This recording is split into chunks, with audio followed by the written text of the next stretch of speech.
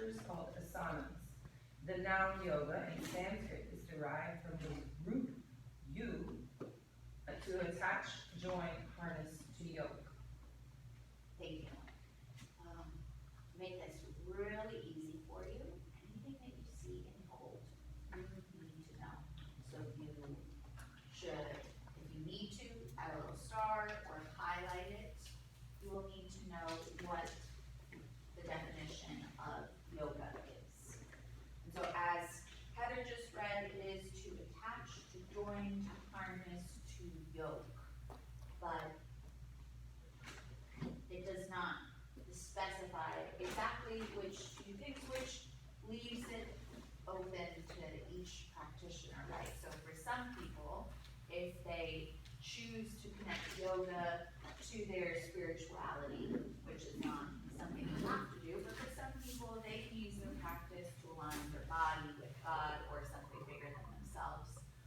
Many see it as coming together of masculine and feminine energies.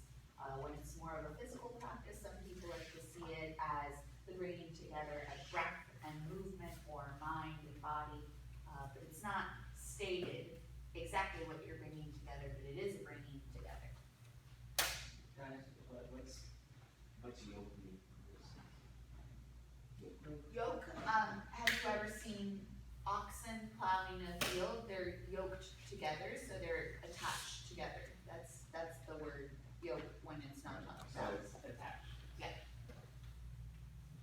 Yoga's history has many places of obscurity and uncertainty due to its oral transmission of sacred text and the secretive nature of its teachings.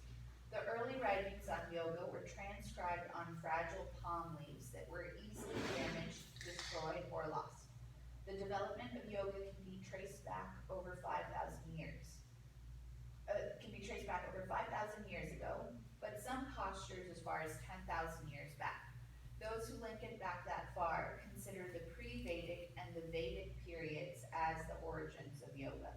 The more tangible history begins after the Vedic period and can be divided into 4 main periods of innovation, practice, and development.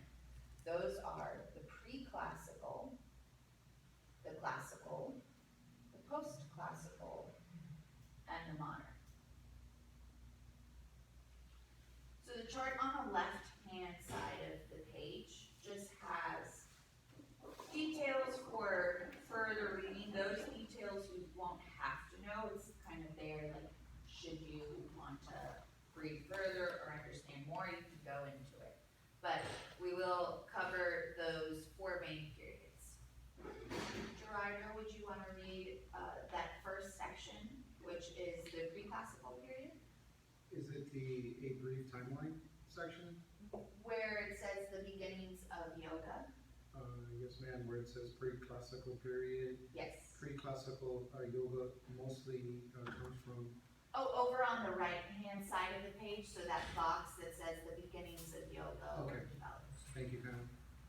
The beginnings of yoga were developed by the Hindus, Sarasvati Yes. civilization in northern India over 5,000 years ago. The word yoga was first mentioned in the oldest sacred text, the Rig Veda. Yes, Rig Veda. The Vedas were a collection of texts containing songs, mantras, and rituals to be used by Brahmins. The Vedic priest yoga was slowly refined and developed by the Brahmins and Rishis,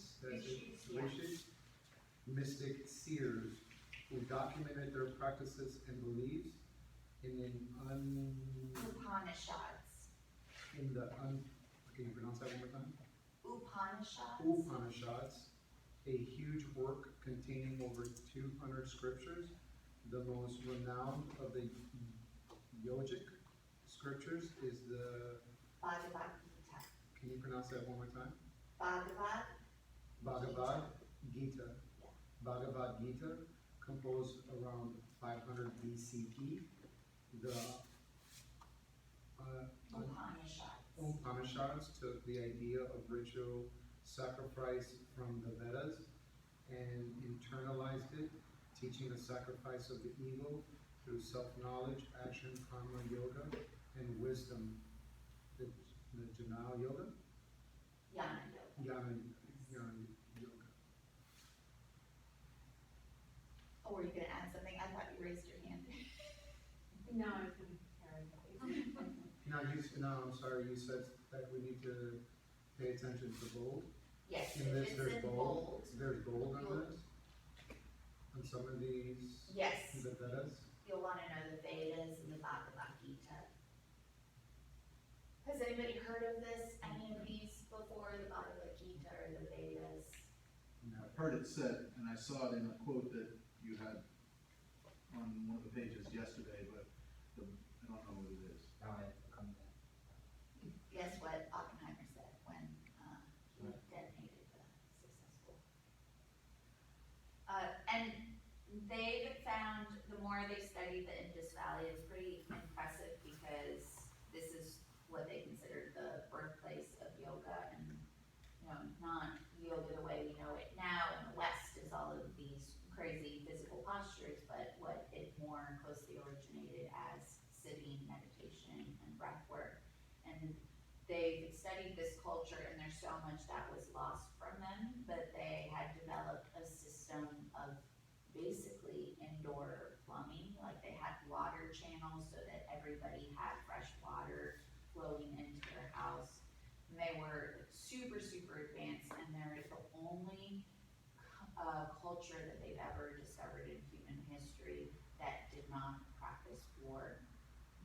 So they didn't have any kind of weaponry or military, and so they're like, well, pretty weird that they focused a lot on meditation and personal growth, and they also managed to avoid conflict where they, the people that were living in the Indus Valley. In this, And they were the Vedas. the day. Oh, no, the Vedas were their writings.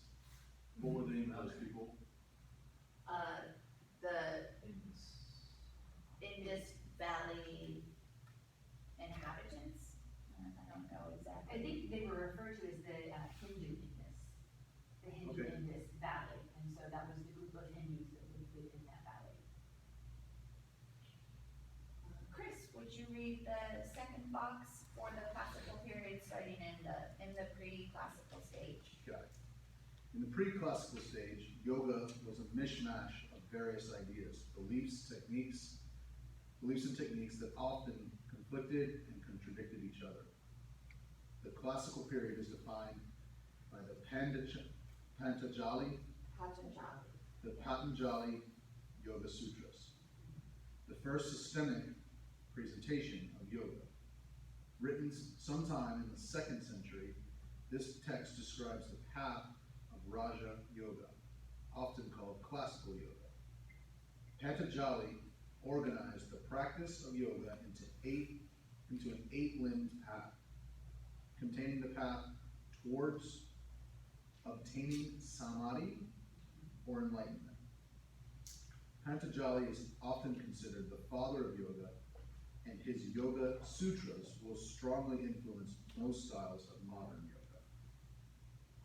So that comes to, and we're gonna get into the 8 limbs very deeply, because this builds the foundation of what yoga is, which is not a form of exercise, it is a philosophy and a way by which you can, if you choose to, live your life.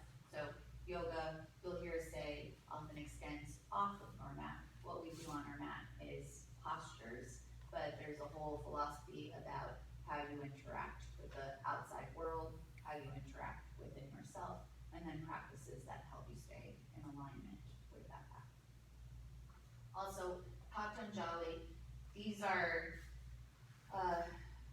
given that paper and iPads were not super common back then, there's so much lost in translation. So these were discovered long after his death, and so there's a lot of speculation around Patanjali and exactly who he was.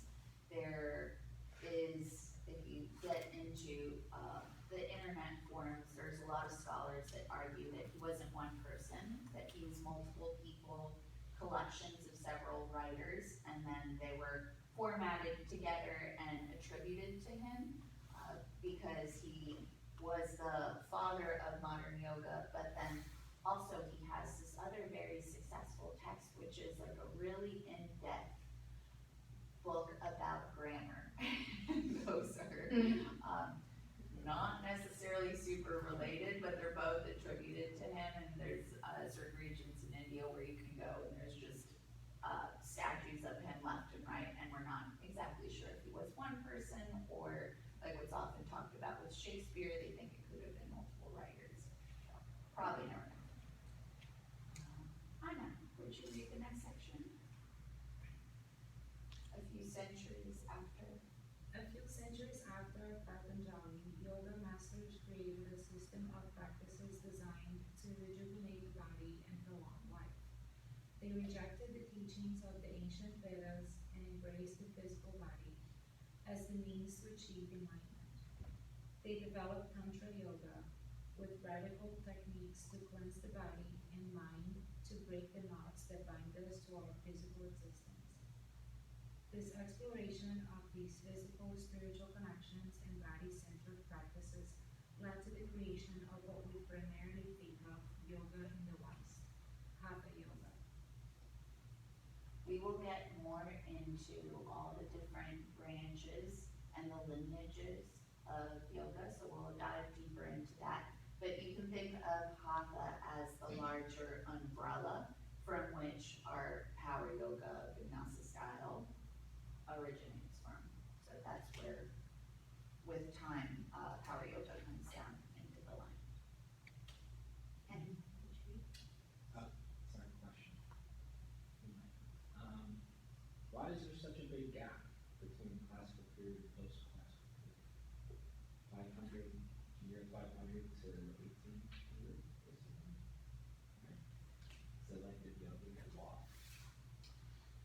there's a lot that happened as far as what how they choose to break these sections up that I definitely don't know.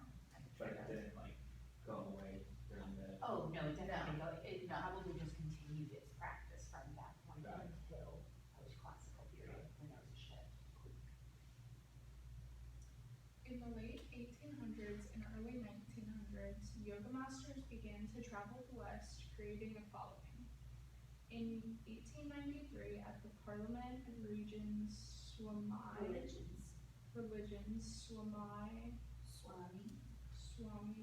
Vivekananda wowed the attendees with his lecture on yoga. In the 1920s and 30s, Hatha Yoga was strongly promoted in India with the work of T.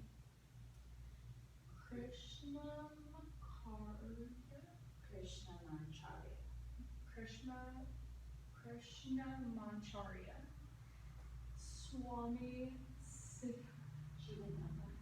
Shivananda, and other yogis practicing Hatha Yoga. Krishnamancharya opened the first Hatha Yoga school in Mysore in 1924. In 1936, Sivananda founded the Divine Life Society. Krishnamancharya produced 3 students that would continue his legacy and increase the popularity of Hatha Yoga. BKSE Iyengar, TKV Desikachar, and Patabi Joyce in a second yoga boom in the 80s. Dean Ornish connected yoga to heart health and propelled it into the mainstream as a purely physical system of health exercises. The words. The names, They the just kept things, coming. right, it's just, fumble. We do what we can to kind of, do that, to try to pronounce it, but I'm sure we're still butchering ourselves. It's really cool, there's I believe it's is Shivananda, who's, if you've ever read the autobiography of a yogi, it's the only book that for a long time was automatically preloaded into every single iPad. And Steve Jobs had every employee at Apple read it. He was just really passionate about that guy's teachings. And there's a whole documentary that used to be on Netflix, but it might even be free on YouTube now, about him. The guy was surreal character, like guru in the biggest sense, but he had this way of drawing people to him, and everybody said that they would just get lost in his eyes, and he would meditate for hours. And he predicted his own death, like down to the second, and he was giving a public speech in New York. He became like world renowned and really popular in the US, teaching about yoga. And he gave a speech, finished his speech, and died on stage in front of everybody. It was, I mean, there were like witnesses galore to testify to it, but. Who was this? This was, Shivananda. Yeah, it's just an interesting character if you want to read a little bit further, but at the time, which I think in many ways has been lost, but there's a little bit of what yoga tries to bring back. He had started a school that is like the school of how to live. And I was thinking about, you know, our schooling system and what it teaches us, but then also all the things that it does not teach us. And this was focused on life skills like meditation and taking care of your body and all the things that yoga really embodies. And I just love the name, the School of How to Live. We always have these talks like, how come they don't teach you how to protect your social security number or how to do your taxes? Like, these are really important things to need as an adult. They're like, no, swear dance. This is how you can see them. But then this is another important thing, is just many of us come to yoga because we've been doing all of these things so wrong. Like somehow along the way we forgot how to breathe properly, and we forgot how to listen to our bodies. We forgot how to stop eating when we're full and how to just listen to your intuition. And so it's about tapping back into those things. I would say that as you, if you're choosing to step into the role of teaching, usually the most common question that I've gotten, especially as you're teaching beginners, is and I'll call it a misconception. Many people think that yoga is a religious practice. And I'll get into why that's a common misconception. When we think of yoga, it's easy to think of the origin point and where it is now. But as this whole system was developing, there's a lot of different storylines happening at once. So as Patanjali was writing this and people were learning about yoga and realizing all the powerful benefits there is to sitting in stillness, to mindfulness, to meditation, and that started to get really popular. And at the time, the Vedic priests were in power, and they saw how much people were gravitating to this thing called yoga. And so they're like, oh man, we don't want people to leave our religion. And so rather than try to battle this thing called yoga, we'll incorporate it into some of our religious texts. And so the Vedic priests then started taking yogic philosophies and applying them in religious capacities. So there do exist yogic texts that reference God. Those were written after the original philosophy, the sutras of yoga, and the original principles of yoga were created.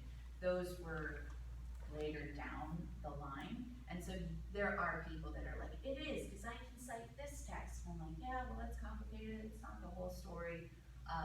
The original teachings, they can, you gotta remember this is Sanskrit, and it's been translated into multiple languages by people that no longer speak the language, and they're trying to take words and meanings and apply them to today. Now, we all speak English, and there's so much debate about how to interpret the Constitution. So then add 6,000 years that in a couple different languages of translation, and we're trying to decide how to interpret some of these words to the closest word in English.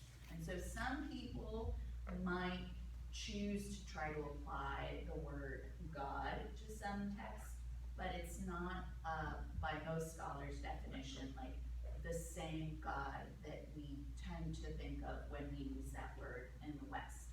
So the religious texts usually talk about if it is a God, it is as a state where the mind is no longer in control.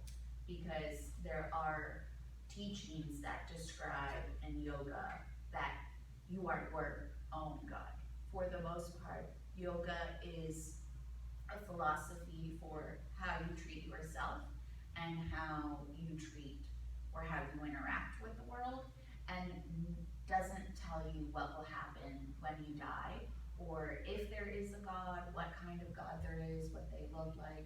It doesn't get into that. It's like, this is you, this is how you have a good relationship with yourself, and from there, from developing and cultivating this relationship with yourself, this is how you take it out into the world in a yogic manner. So that's very often just, is it a religion, is it not? It's a common question. May I, without getting too in depth, just to kind of piggyback on what you're saying with languages, and please correct me if I'm wrong, but from my understanding, is that English is an abstract language. It can mean anything. It's not exact, it's not an ancient language where like ancient language was exact on what they were trying to convey. And this is why it's uninterpreted. You cannot interpret it, meaning like, even, let's just pick out, and I don't mean to offend anybody, but just like say Christianity, Christianity cannot be translated, because you would have to actually read it from the Torah. It's, the words do not translate. Yeah, So you would actually have to learn Hebrew. You would actually have to learn how to read the Torah to really understand Christianity, because it's really uninterpretable with the English language. I would say every language, English or otherwise, we often think of it as this fixed thing, Right. and language is ever evolving.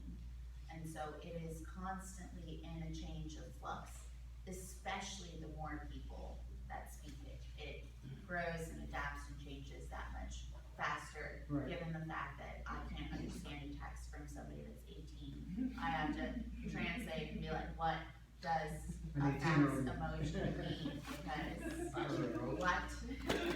Well, I had to figure out what But this is- YTT was. I had to think about it for a minute. I was like, what is YTT thing? Yeah. And that's And I'm like, just, it was like- language is always changing, and it's funny, because we'll have people that, most of us, were like, they're saying it wrong, but we're saying it wrong. Right. When you take somebody that was born 100 years ago, they're like, you're butchering that word, that's not what it means at all. But we're constantly redefining what every word means all the time. And what happened with like the Vedic priests bringing in yoga into the religious part of it? It's even happening now, where there are so many people that will hear say, oh, I can't do yoga, it's against my religion. And so, Christianity has then realized that there's so many benefits to yoga, and that they don't want to deny yoga and its benefits to the followers and, you know, people who practice the religion. So they have then started a line of yoga that's called Praise Moves. And then they have renamed the postures into something that dictates their religion, their beliefs, and given them all different names. So it's made it under their umbrella of belief system palatable and acceptable. So it's kind of what have you, we're not gonna fight it, and so we're just gonna embrace it, but we're going to then. It's a learning tool. kind of name- It's a learning tool. Yeah, That's exactly, what it so, and it is, okay, so then, yeah, what can we make it so that it is accessible to people, and we're not fighting, we're not, going against this. Yes, sir. Well, I also understand too, like, in the form of Buddhism, that you have several different variances, but you also have the Zen variances, which is embracing the warrior mentality. And so it's kind of contradicting to some of the soul beliefs of more of a traditional Buddhism. Yeah. So, And even. so that's where I have a Buddhism- conflict too, like, that's the hard part for me, because I'm on the warrior side. Mhm. Like, Even, You know. even Buddhism is a great example, cause for many people, Buddhism is a lifestyle and a Right. philosophy, yes, but it can also be a religion. And you can practice a Buddhist lifestyle without holding the religious beliefs, and then vice versa. You can believe the religion and not practice a Buddhist True. lifestyle. Maybe because you want to, but you just can't adhere to most of what they're asking from you. I don't know much about like the build of just, I'm kind of learning from listening to you, to what's being spoken now. But from my understanding, Buddhism was never meant to be a religion. So if it was made into a religion, it's counterintuitive to what Buddhism is. Because it is a philosophy. It's a form of stoicism. It is, but I mean, it's the official religion of a lot of countries in the East, and they practice their own styles, and a lot of it has to do with the different ways that the Mongols colonized, and then the Chinese empires, and then, so it's like the way that Buddhism is practiced in, Asia. Or Bhutan beyond. is very different than the way it's practiced in Thailand, very different than the way it's Yes. practiced in India. Yes. And they might fall under an umbrella, but within that umbrella, they all have, their different ways that they honor that. Even the imagery is very, very different from, Correct. country to country. And yoga is, again, just not being a religion, it is a lifestyle and a just way to operate day to day and to offer discipline and self-growth, self-introspection, and just that self-work and self-evolvement. Where the funny thing is the difference between cultures, and like especially where we live and the American culture versus the other cultures in the world. That I trained in India, I went to some of the remote villages, and I'm like, oh my gosh, talk about third world, that there are homes with 5 women under one roof, because the living facilities, the slums, or even out into like the remote villages, they thatch together trash to create a roof. And so you'll go out there, they only have 1 sari per household, so only 1 woman can leave the house at a time. And so within that, like, I was like, oh my gosh, when I got home, like the transition there was really, really challenging. But the transition home was even harder, because it's culture shock going, and then it is like 5 times the culture shock coming back of, oh my gosh, the entitlement, like, holy moly. Like, when I was coming home, the only thing I wanted was clean feet, I wanted warm water, I wanted to eat an apple, because you couldn't eat any of the fruits and vegetables because of the bacteria in the water, which meant the bacteria in the fruits and vegetables, and so everything had to be boiled and purified. And it was just like, oh, and I wanted to shave my legs so bad. And so it's just like, I had wrote in my journal on the flight home, I wanted coffee. Ugh. So it's like, I wanted clean feet, dry bedding. It was monsoon season, everything was wet, you had to sleep under mosquito nets, like functionally, not because like, oh, it's cute and I'm in a little cabana with a mosquito net. It was like, you woke up and it was covered in bugs. So, like, all of these things, I came back, and all of the stuff that like we worried about, or I was concerned with before I left, was like, that's nothing. I want clean feet, dry bedding, eat an apple, drink a cup of coffee. That was like, yes, I made it. Cause when you're there, like, shoes is the, like, most coveted commodity. Most people don't have shoes. Or shows. And so when I came back, I had reached out to the ashram, and I was like, hey, I have an idea. I had gone to school, my first time around in school, for fashion design. And so I was like, oh my gosh, when I got back home from ashram, I'm like, I could supply sewing machines to these villages. I could procure cloth, because we went to a cloth market when we were there, and then I could bring it back to the States, and the people of this village could provide for themselves. They could sew all of these like Buddha pants that I had got when I was there, and everybody when I came back, they're like, oh, those are so cool. And I'm like, aha, light bulb. Like, I figured out how to do this, and I reached out to the astronaut, and I was like, what do you think about this idea? It might take a little bit of time, but after going to see the village, and they responded back and they said, that is an absolutely lovely idea. They said, but the hard thing is that these people are content with where they are and they don't wanna work. That they would rather, live on less rice or share a sorry than work. And so in my mind, that was like, wait, hold on. That if they could provide for themselves, which is lovely, they have found contentment in the situation that they're at, but that's where yoga came into the fact of that you just show up. It's the discipline to show up. And so not everybody had this like grind mentality that we had in the US. So then the yoga philosophies of you show up and you do your daily practice, because that got people up and they saluted the sun. It got them physical every single day as the sun was rising. And so therefore then they got the rest of their day. And so if you do that one healthy thing that's good for body, good for mind, then it's gonna contribute, and then you do your karma yoga. So it has people resisting the urge to be lazy and has them show up with discipline and then contribute to the community, contribute to the overall.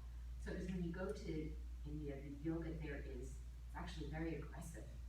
And so then that, when it shifted to the US and other countries, well, especially our culture, we are so driven and work more, work hard, play hard, that we actually need the opposite of that. And that's where it's come into the listen to your body. Harder's not always better. So it's kind of like we've taken it and we've gone supersized it.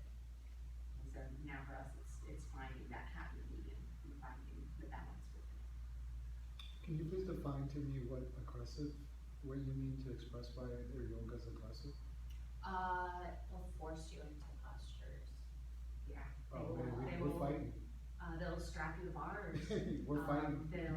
Even if your hip doesn't go that way, or We're they They'll know? make your hip go that way. No, we're fighting. Yeah.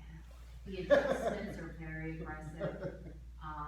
Even just their yoga, the way they do it, they'll like try to push their bodies. It's gonna get me. Sorry. Trauma? They say you've, So how can this be good? achieved the perfect down dog with both your heels and the crown of your head touch the ground. And so that is an extreme deep posture. But their bodies, their daily activities are very different from ours. So our bodies have changed, our anatomy has changed since then, to where their natural posture is sitting in a rice field like this for hours a day.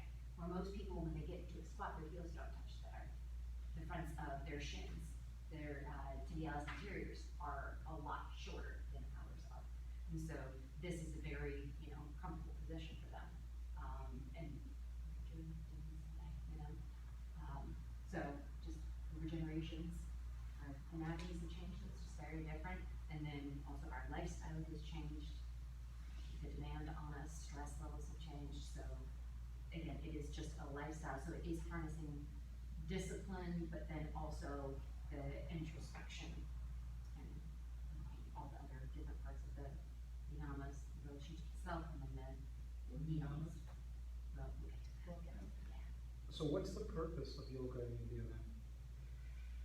Again, it is lifestyle and discipline and But if self-evolution. if you're saying it keeps them from being lazy, what's Like, what's the if function? you go What's to the India, function? or even if, like a lot of our students, they, are first generation Americans, or they have just moved here from India, and they're like, oh, I know I should be doing yoga. And when I was there, and they would ask, their social structure is very different, it's caste system, and so the first question out of their mouth is, where are you from? Because obviously I don't look Indian, and so they say, where are you from? And then the second question is, what do you do for work? What do you do for a living? And then the third question is, how much money do you make? And then the fourth question is, are you married? Because they are figuring out, we're trying to calculate what caste, Where do you belong? yeah, and where do you belong? And like, for Americans, like, you don't ask anybody how much money they make. Like, everybody be like, oh, so, but that's like, we're getting that information to figure out where we file you. And so like, how much money do you make? I'm like, oh, in rupees or? Don't know that translation comes It's like multi-billions. Yeah, so it's just, it's very, very different there, but and then they'll ask you like, oh, I'm here for, teacher training, and I go stay in Ashram Mountain Monastic. And they go, oh, yoga, oh, I should do yoga. Are you vegetarian? Yeah, oh, I should be vegetarian. So it's just like, they're like, they know they should do it, they know it's the healthy lifestyle, even though it's not religion, and they, it's all these things, and they do yoga through school, so if they're in primary school or secondary school, yoga is part of their curriculum, and then they get out of school and they kind of also. Like yoga, like learning about it, or yoga taking a Like a physical PE. class? Yeah. Like PE. What type of yoga would that be? It Is it the depends on where they aggressive- are, but it's probably gonna be hatha. Okay, so even in India, Mhm. today's youth, or even if they're still doing this, but Mhm. they're doing a more modern version of yoga. The more traditional, The physical posture. the physical posture. Okay, traditional. Yeah, but hatha is the, the mothership of yoga, yeah. The big overarching umbrella. So you But- would recognize a lot of the postures. post-classical period is when hatha, Yes, yeah. okay, Yeah, because before that, it was mainly seated meditation and breath work. right, there was not a lot of postures, it was, Then so they, for 1,000 years, they did that, Mhm. and then post-classical, like, let's get some physical benefit out of this hatha, and that is what they're Right. doing. So the physical postures, that's, the whole Asana asana does have is theories on to the prepare physical your body to posture. Yes, sit that's more for meditation, right? And Like if you just we'll get to the wake up and It's a sit, warm-up. you're like, and then you're like, maybe you're fidgety, and so it's getting all of those fidgets out so that you can sit and have a proper meditation. Got you. So like, if, not that there is a hierarchy, but if there were, like physical postures are here, cause the only reason you do them It's is just a warm-up, for the meditation. to be able to, Healthy body, healthy mind. Move the body to quiet the and mind. so we kind of move past, I mean, we do the physical asana, and then get in our car and drive wherever we're going.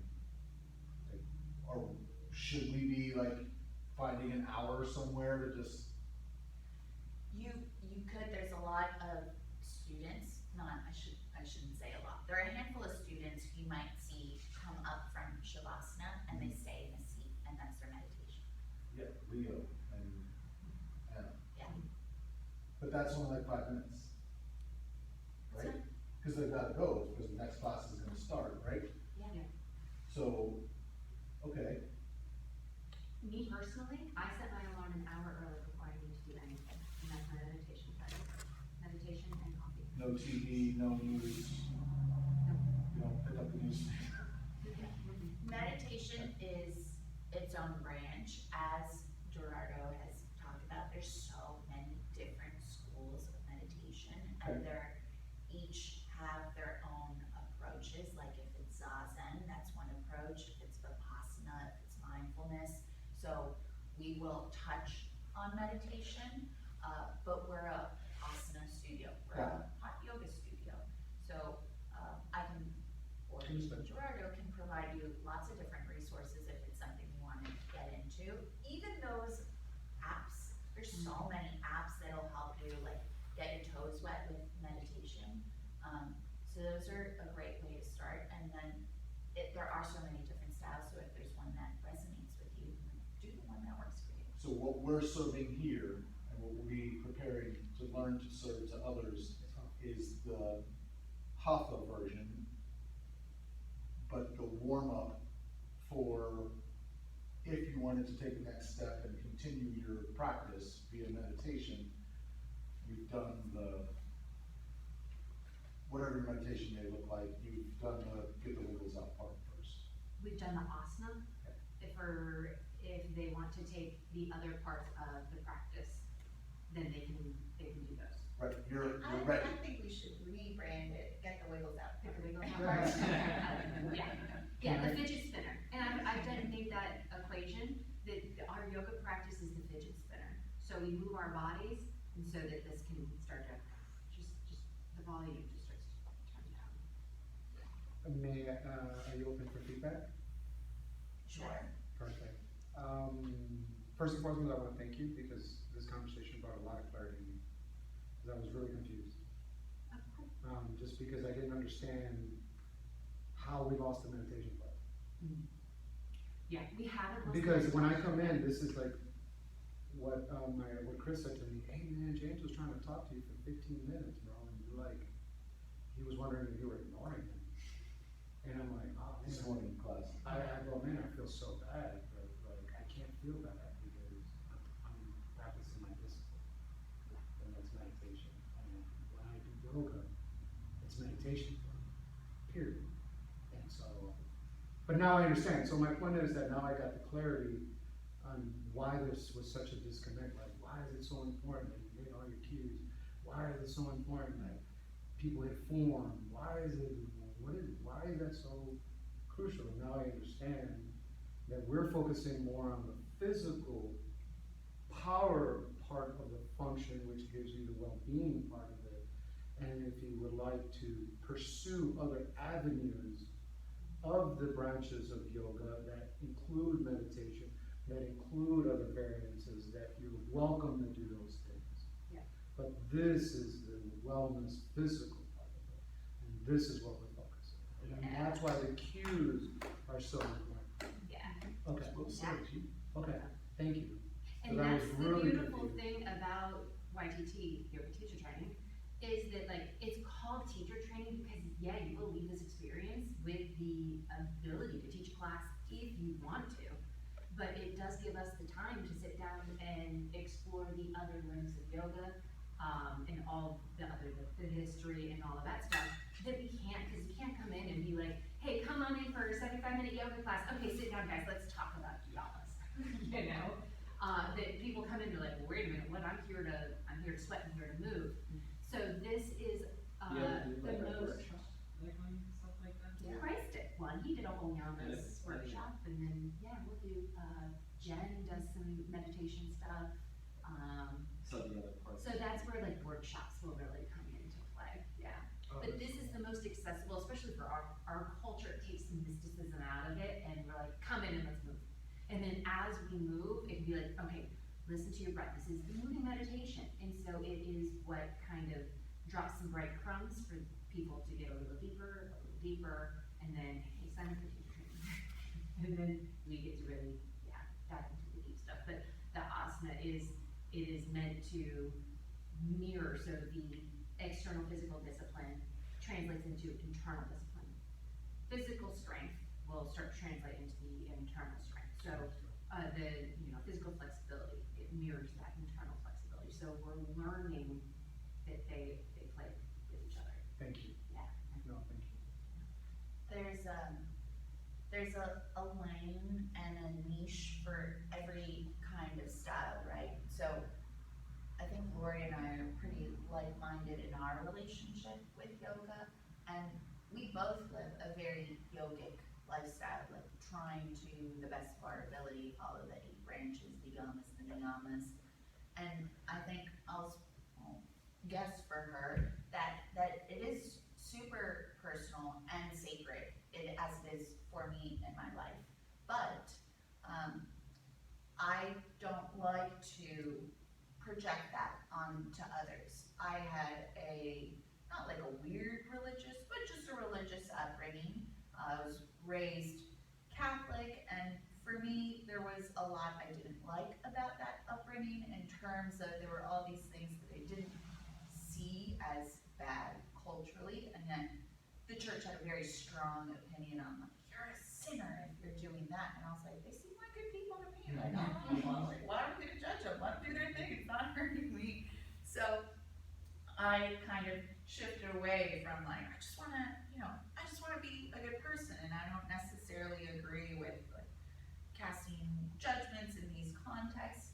So I have shifted away from something that makes me feel feel like a religion. And so even though this to me is very spiritual, I don't like it to feel preachy. So what I love about this style is that we get to come in and look at this fun thing and try this, and in the process, you are learning to slowly build this relationship with your body. And people start to go long before they get their splits, long before they get their handstands. Almost everybody in the room the first day with our introductions was like, man, I just noticed myself so much more calm, or like really helped with my stress, or it improved my mental health. Like, those things are happening without you realizing that they were happening. Like, here we are doing crazy poses with our body, and this beautiful thing and journey is happening before our eyes without us even realizing it. So like, that is so beautiful. I want as many people in the world as possible to, like, if I could put it in the public water, I would. Not allowed to do that, but the closest I can do is invite people in with some fun songs and like show them this thing, and then if they really love it, then they can take a teacher training, and if they love it more, then they can get into the texts, and they can move on from their 200-hour training to their 800-hour training, and they can write a PhD thesis about it, and they can be a teacher, and they can do all these things, and it's there for you.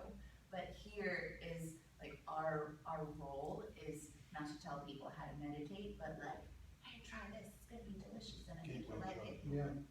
Well, I'm grateful to be here with you. I'm glad you're here too. No, it makes all the sense, and that's exactly what I would love to be part of. I think that's what you were asking yesterday. Right, yeah, because I've been confused for 2 days, so I just was like, I was even self-doubting myself, like, do I really wanna, I mean, I get it, and I know I can do it, and I like it, but like, I don't understand this kind of like, but now that I get where we're at here as a group, now it all makes sense. Yeah. And it also kind of makes sense, like, my instructor, my professor, where he's like, Gerardo is not all about fight, bro. You know, because to me, jujitsu, if you're not practicing it for combat, why are you doing jujitsu? Yeah. It's not supposed to be this fun, loving, but that's where we're at. That's like what we're referring to here. Like, it's an invite, a taste, and then it's like, but if you want it to be combat, then go see Gerardo. Yoga's a You know practice what I of mean? self-mastery. Yoga So all you're practice. doing is fighting yourself when you're on your yoga mat. Right. So once you realize that, and then it's just so much easier if you don't fight yourself. And then all the, like, I'll say all the time, yoga is just a series of questions, internal reflection. Right. Why am I having these thoughts? Why do I feel this way? Right. Why, you know? And it's been doing that to me for 2 days. Cool. Yeah, it's been doing that. It's been questioning a lot of my philosophies and my things, and I'm just like, my life was fine before this. What happened? I was set. I had it figured out, bro. It's just the first weekend, you just I had it like, figured out. Yeah. I had it figured out. This is it. You know, we're done. But now Yeah. I'm realizing like this is just way bigger than me in the sense like, I get it. It's funny, because it is like when you're on your mat, I was going through a divorce when I really got hooked into yoga. And I swear, it was more snot on my mat than sweat, because I spent the majority of the time just crying. But it is an understanding of going through, especially that process, you know, we break so that there's cracks for things to get in. We break so that there's space for new stuff to come in. And that's where I'm so grateful I found my practice at that time, because it's that time and that space where my personality traits that I had then that restricted me from really being able to self-assess and grow and recognize, ooh, I don't like that part of me, that I never allowed myself to do that before. Or like, why do I respond that way? What's this ticking? Why do I always respond in this manner? And allowed that kind of like that mirror to come up, and it was just, you looking at me, okay, what is this? That doesn't work. That's not functional, that's not healthy. I need to reprogram this. I need to figure out where it's coming from, and then reform it. What's a healthier version of this? And then you just keep on going to that, keep on going to that, keep on going to that, and you just get to see yourself differently, and some days where you're like, I handle that so much better than I used to. Yeah, cool. You know, this not paid off. And then there's some days that you're like, damn, I did it again.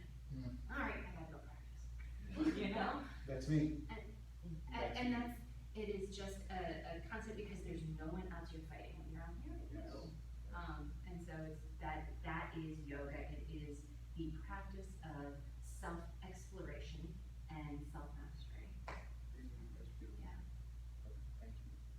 So You meditate, like just meditate, like just sit and meditate? And that, it's so, like that idea of like, I have to be sitting under a waterfall and like, in perfect posture. I sit and I meditate looking at nature. And so I allow that to come in, and it's honestly, it's kind of just like, you know how you kind of sit there and you'll look at, one of those pictures that used to be in the mall, and they're like, skew your vision, and a sailboat appears. Schooner. Yeah, it's just kind of like, exactly, mall rats, right? Yeah. So, I'll just sit there and I just sit, and it is that, okay, you start looking at something, and then you stop looking at it, but you're still looking at it, but then it just starts with like, okay, how am I feeling? What's here this morning? You know, and I'll do that, I do a little self-meditation before I go to bed at night of, how am I arriving to my pillow? How do I feel? How did I do today? You know, what am I bringing to my pillow, these emotions, or this stress or whatever, and then just kind of assess it and breathe through it and just feel it. And then I will do the same thing in the morning, but definitely just trying to set me for the day. And especially, this is so lucky, this is my work. And so I always wanna make sure I'm right, because the last thing I ever wanna do, I don't ever bring my shit through that door into here. So that's stealing from you guys, that's stealing from everybody who shows up. So I walk, and there's a lot of teachers that don't. That's the hardest part. But not going to use. Yeah. But yeah, that's my time just to kind of sit, meditate, feel my energy, ground myself. You're almost a journal in a way. Like I before I started yoga, my mom had to do guided meditations. That's why I love guided meditation. And then, you know, all I was doing was just, you know, counting the breath, and the whole goal is to think of nothing.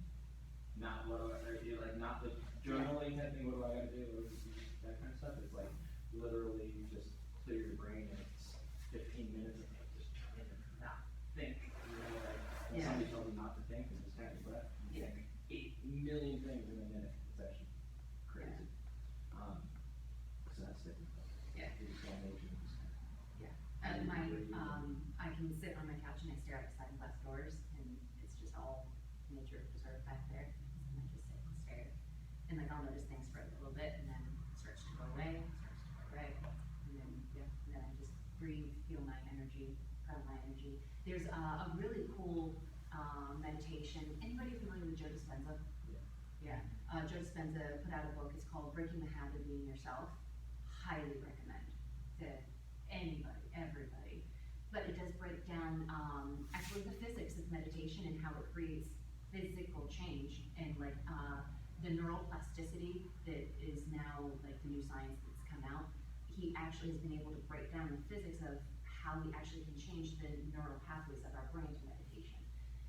And he has a beautiful meditation in there, and I've walked you guys through it at the end of classes before. You know, just feel your body, feel your breath, feel your skin, focus on just the 2 inches just radiating outside of your skin. And then notice just the 5 feet away from you. And then now feel everything all the way that's in the room around you. And that right there is meditation, just feeling your awareness of your energy and space and what you take up. Yeah. So that's a really cool meditation, or guided meditation is an awesome entrance into meditation if you struggle to sit still or quiet your mind. Yoga gave me the tips. Really, really good. Yeah. You do, you can come out of that place up here. Yeah. I'm gonna take an opportunity because the ladies just keep asking questions. Just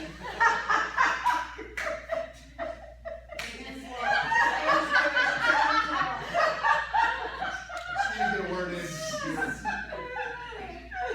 What do we consider the noise part? That's not physical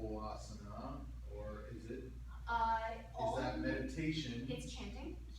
okay? Yeah, so Om is what is said when all sounds come together, and it's made up of three sounds. It's ah, o, and Okay. So it is meant to create an internal vibrational massage, starting from sacral plexus all the way up to crown. So it's a head. physical, we're looking for a physical sensation Yeah. from the noise that we're making. Mhm. So To if kind you of end out or start off the physical asana practice. Yeah, when, like, depending on what, style of yoga you're doing, you'll start with 3 ohms, end with 3 ohms. In Hatha, you chant in between each sun salutation. Oh, really? Dude. Chant just In one what? home or multiple things? Sun salutation, or right, you chant sun In a sal. hatha class in India, if you go to a hatha class at Lifestyle Fitness, No. you're not gonna chant. Gotcha. Yeah. So the chant is like a string of words, or is it one prolonged String sound? of words in Om, sun sal. Got it. We'll take, Ashtanga with Holly, she'll chant a little for us. Yeah. And one, where do the bowl noises come into play? Oh, the It's a crystal form of bowls? meditation. That's on the meditation side. We're gonna do a crystal. Oh, yeah. Oh, yes, It's meant it's to a bring it back, meditation. it's- It's amazing. What's It's meant to bring you back from your wandering mind. Yeah, sound therapy. Got it. I was completely wrong, I thought it sounded weird.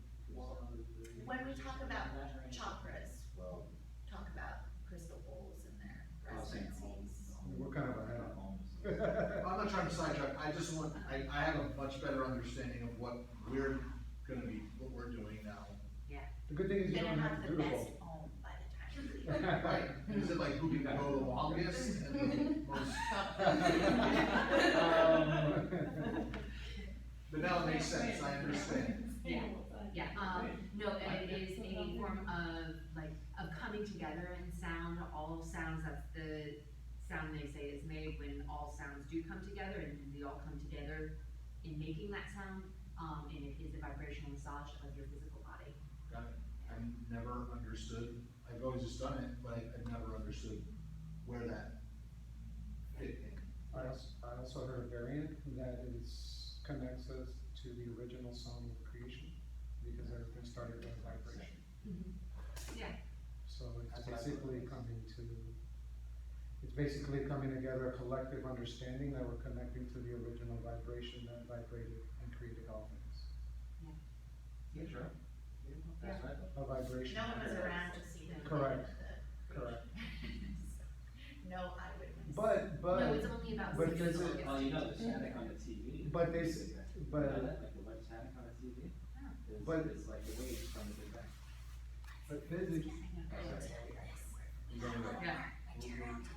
Gotta focus. Alright, so we're gonna move to the second page. Oh, that was just one to try thing. to- sorry everyone. Alright. These, you won't have to memorize, but it's more for your reference, understanding how in different sacred texts, there can be different definitions of yoga. So the term yoga has been defined in various ways in many different Indian philosophical and religious traditions. So starting in the top left with the Katha Upanishad, when the 5 senses along with the mind remain still and the intellect is not active, that is known as the highest state.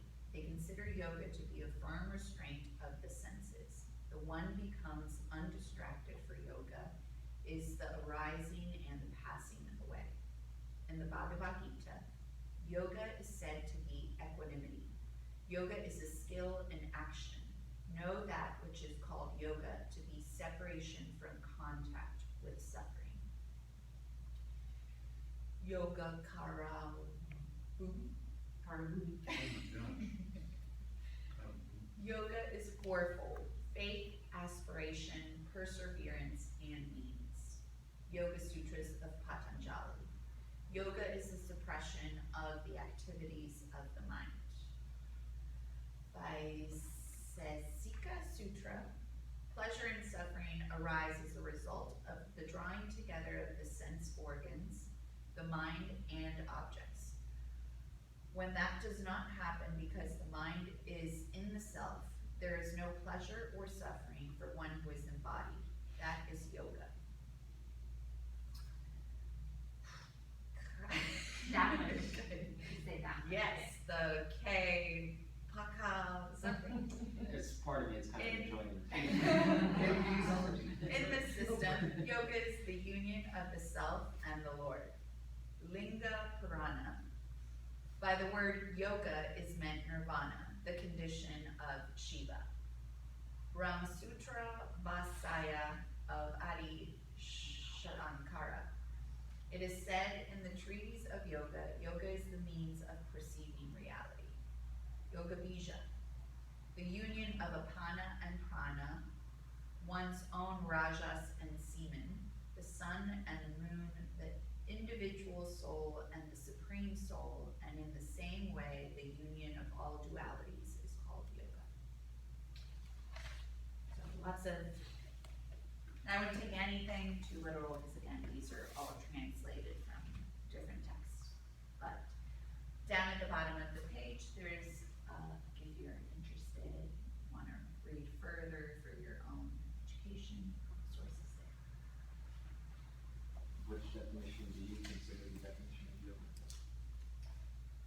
Is that okay to ask? Oh, yeah, I think so. And as, Oh, no, go ahead. I'm sorry, you were. Because in my trainings we study the sutras, that one resonates true to me, and there's the sutra that equates it to, talks about the mind as like the rippling over the water, and you're just trying to get the water to be still. So yoga is the practice of trying to still that water.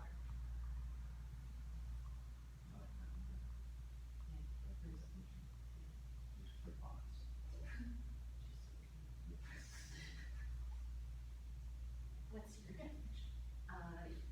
Yeah, same thing, just because we lean towards the sutras. Yeah, and there's been so much study of the sutras. Pretty much, I think almost every yoga training would have you read the sutras. And now the sutras aren't something where you're like, I'm gonna sit down and read. Oh, yes, don't plan on that. Yeah. I did that for my first training.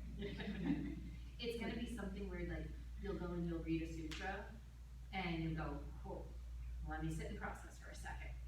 And then you'll put it down, and you might go back, a couple days later, you go, okay, I've processed so that that one. book, the and go back. Yoga Sutras of Patanjali, on my first training, it's like, read these books. It's great. You know, I have 2 hours, I'll knock out, dozen, couple pages, whatever, sat down, read a paragraph, and I was like, whoa, Yeah. whoa, that could change my life. I mean, I sit and just be with that paragraph, let alone like flip to the next page. So it is very philosophically dense material. It's not like your casual Sunday reading. You But, you can revisit and so much wisdom. But I think as we all look at the definitions of yoga, they are all very, very common. They just use different words to say the same thing. So, Well, one says more, which is interesting.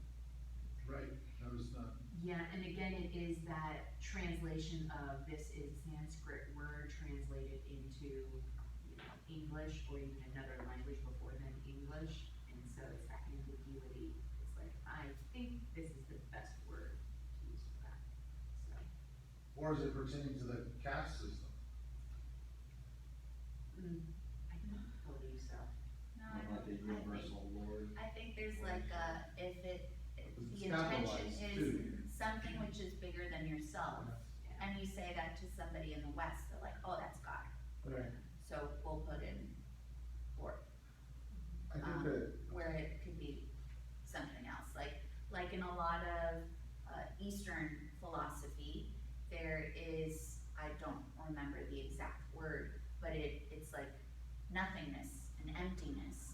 And when you translate that into English, it's a really negative connotation. It's like you have nothing, and that's like the goal there is to be in this beautiful state of equanimity with nothing. And it's like what you're hoping for, as opposed to like, oh, I have nothing, you know? So it's weird because that's the only way they can translate it, and they're like, but in a good way, nothingness.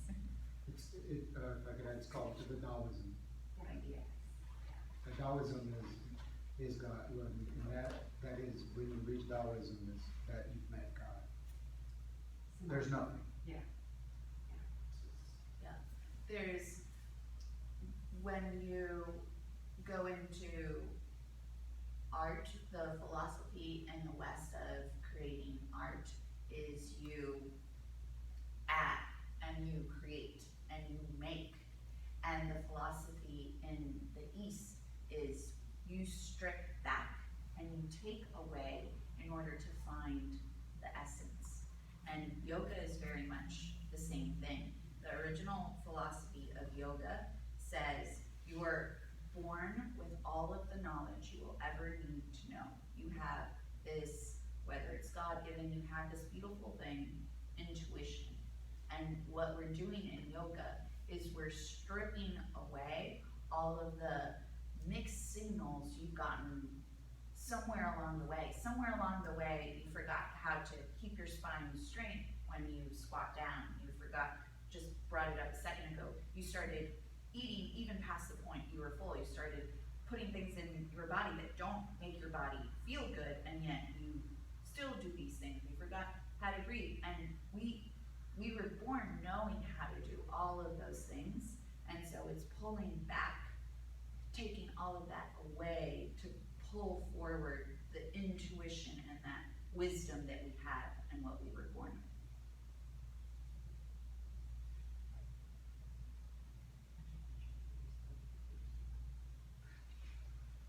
Okay.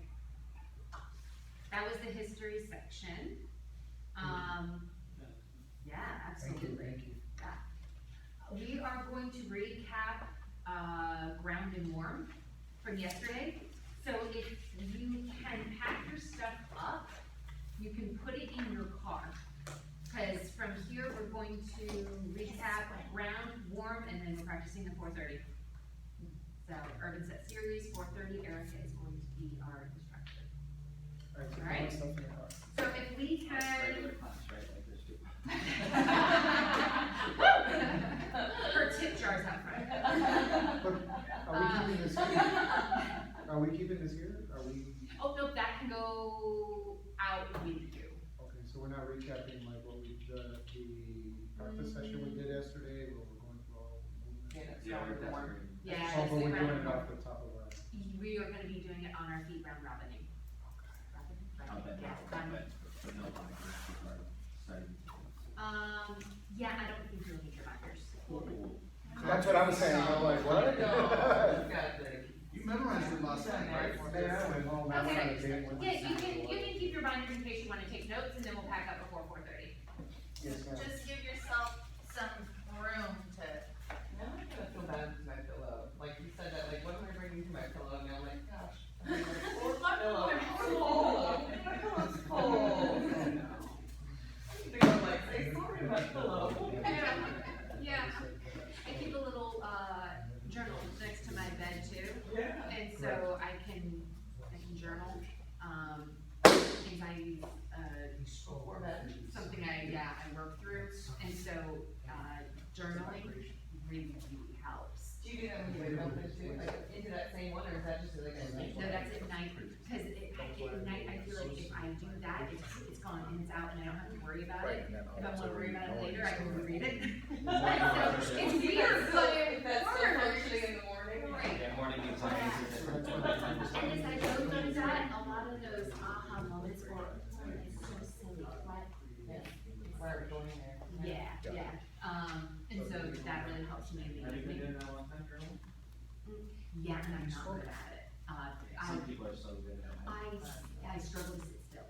And so for me, a lot of times it ends up being like bullet points or just little like snippets so I can follow my train of thoughts. I can't write as fast as my brain goes. And that's where I'll get frustrated and I'm like, forget that. So I'll just do like little bullet point thoughts and then I can put it down. I'll make like to-do to-do lists for the, I'm a huge lister, so I'll do like my to-do list for the next day and write some thoughts, and then I'm like, okay, that is, we're there. And especially if there's something like I'm struggling with, or do I handle that situation the best way, and like I'm holding on to something, like writing about it, it helps me put that to the side, and then I'll just You like, know, I say, post it how on this. Facebook, you know, You know, like, figure something like, this is how good. But just kind of feel like, okay, everything that I went through today, the people who I was with, how I'm feeling, Yeah. because that's, you know, sure over time that's incredibly helpful, because it is, and it's a tough practice, so I would how say. to lead people and you and figure out, is this the right environment, the right people, yeah, so. What time did you say we're about? No, now, Now. yeah, we'll break a little bit earlier, cause we have to break by 4, because the doors open at 4 for students to come in. So then we'll have about a 30-minute break. So you can pee and shake your hands if we want to, yeah. Well, don't pee in your hands. Yeah, thank you. Process.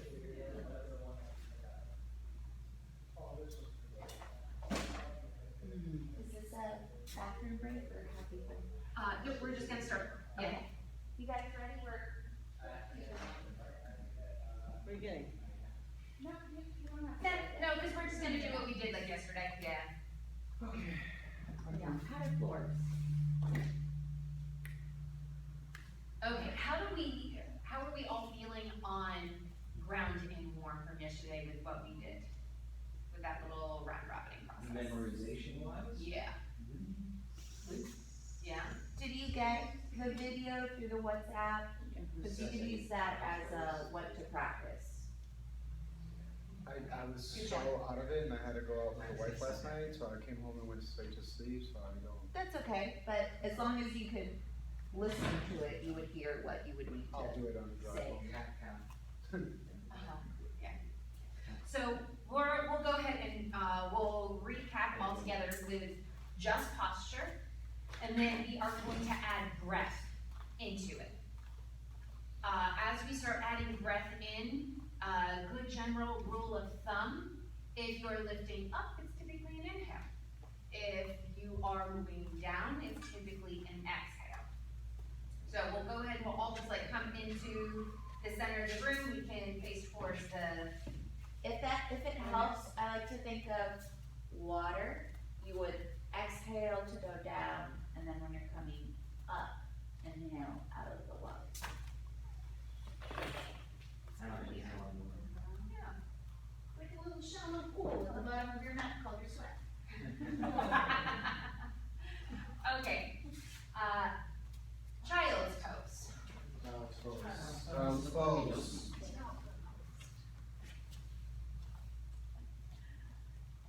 Tabletop. Tabletop.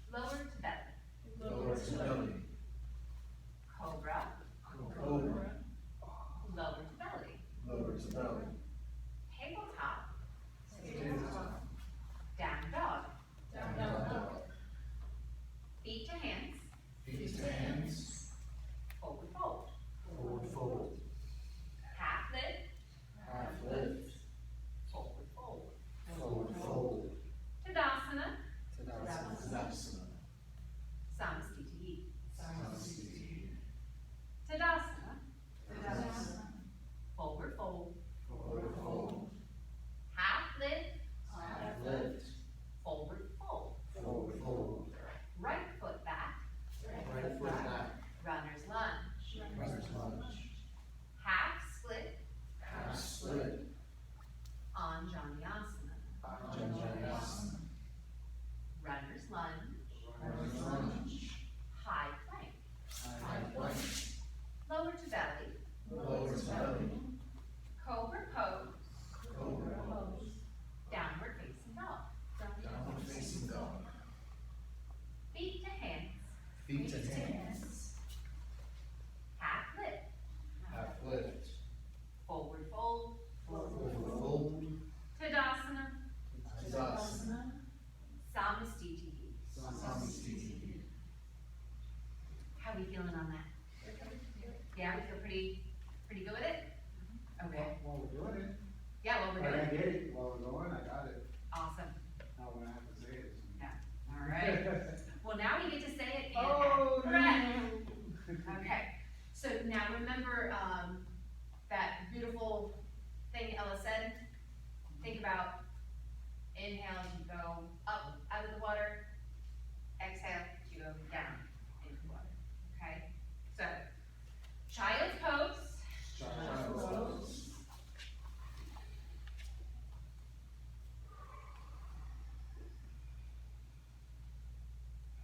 Tabletop inhale. Cat pose exhale. Cow inhale. Down dog exhale. Feet to hands. Rag doll. Inhale,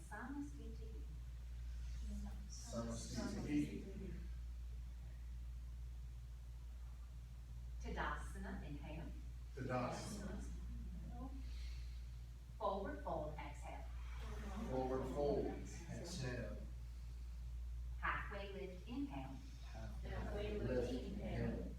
Forward fold, exhale. Left foot back. Runner's lunge. Breathe in. Half split, breathe out. Anjali Asana, breathe in. Runner's lunge, breathe out. High plank, inhale. Lower to belly, exhale. Cobra, breathe in. Lower to belly, exhale. Tabletop, breathe in. Down dog, breathe out. Feet to hands. Half lift, inhale. Forward fold, exhale. Don't forget to respond. Tadasana, breathe in. Samastiti, breathe out. Tadasana, inhale. Forward fold, exhale. Half lift, inhale. Forward fold, exhale. Right foot back, runner's lunge. Breathe in. Half split, breathe out. Anjali Asana, inhale. Runner's lunge, exhale. High plank, inhale. Lower to belly, exhale. Cobra pose, breathe in. Down dog, breathe out. Yes. Feet to hands. Half lift, inhale. Fold, exhale. Tadasana, inhale. Samastiti, exhale. You guys feel that? So it's like a wave rushing on the shore, off the shore. So inhale, exhale, inhale, exhale. Now, saying it and doing it is challenging because you're saying like inhale as you're talking out. So that part's hard.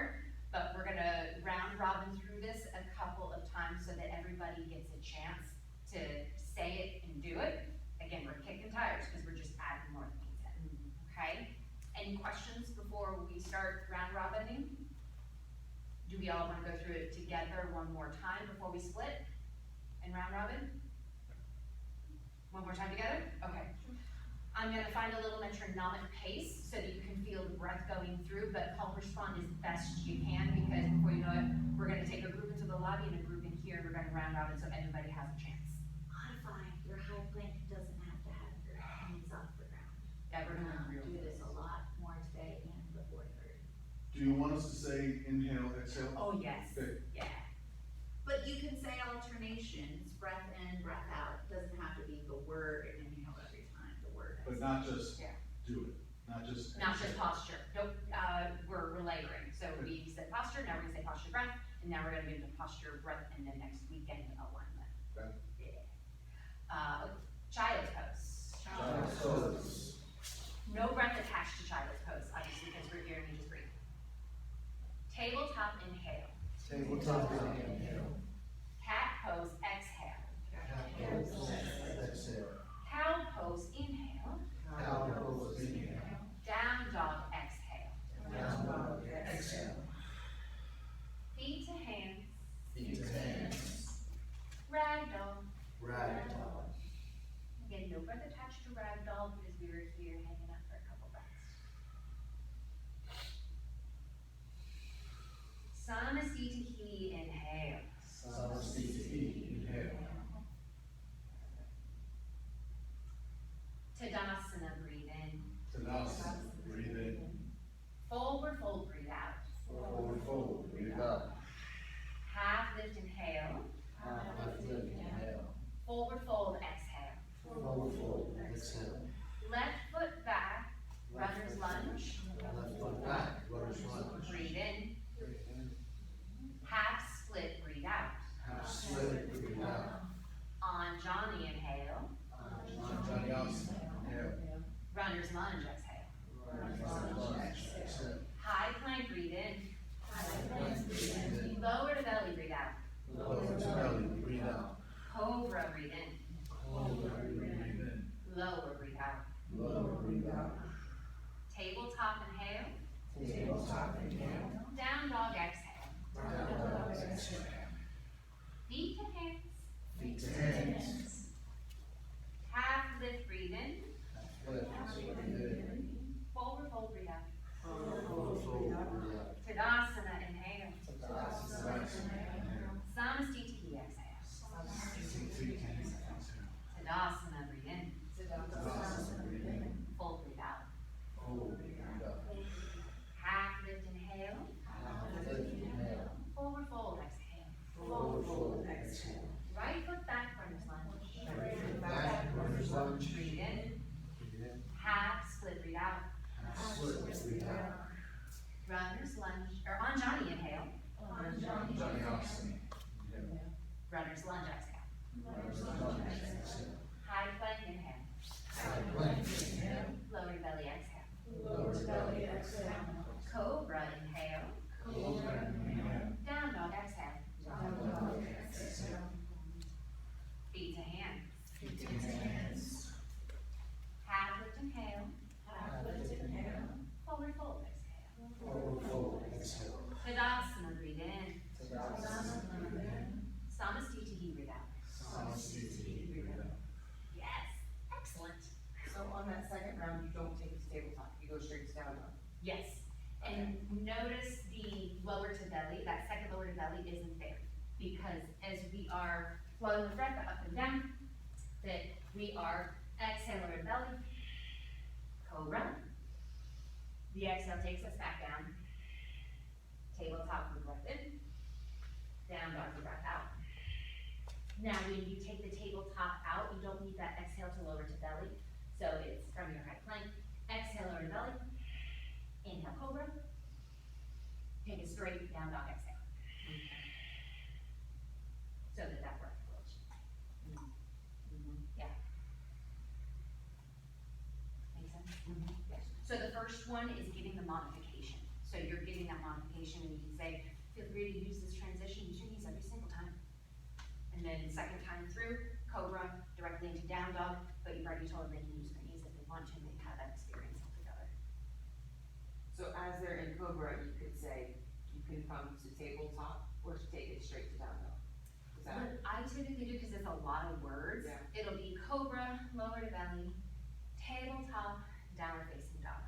As the practice progresses, guys, as they're hanging out in down dog, taking a couple breaths, that transition using your knees, take that as many times as you want. Use that through your entire practice if you want to. Your knees are gonna be your best friend. Otherwise, the option to move through without your knees is gonna be there. So, yeah. And then I'll have them bring feet to hands. And then half lift, and then we'll go through the other side, through left side. Okay? Okay, count off ones and twos. Me? Uh-huh. First. Just say one. Oh, one. Two. One. Perfect. Yeah. Ones in studio, twos in the lobby. Alright, you can bring your mat if the lobby rug grosses you out. Yes, yes it does.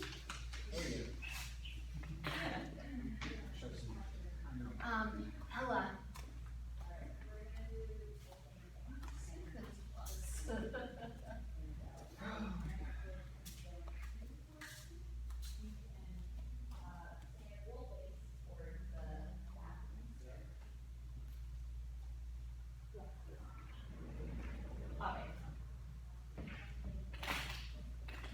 So as we did yesterday, we're gonna face towards the windows. We'll just round robin through. We're gonna start back here. Anthony, you start first. We'll go to G, then Anna, and then Sarah. We'll go through the entire round and then warm per person, same posture and then breath. When it is your turn, you'll stand, you won't do, you will just stand and speak. Yeah. Yeah, okay. Child's pose, please. Child's pose.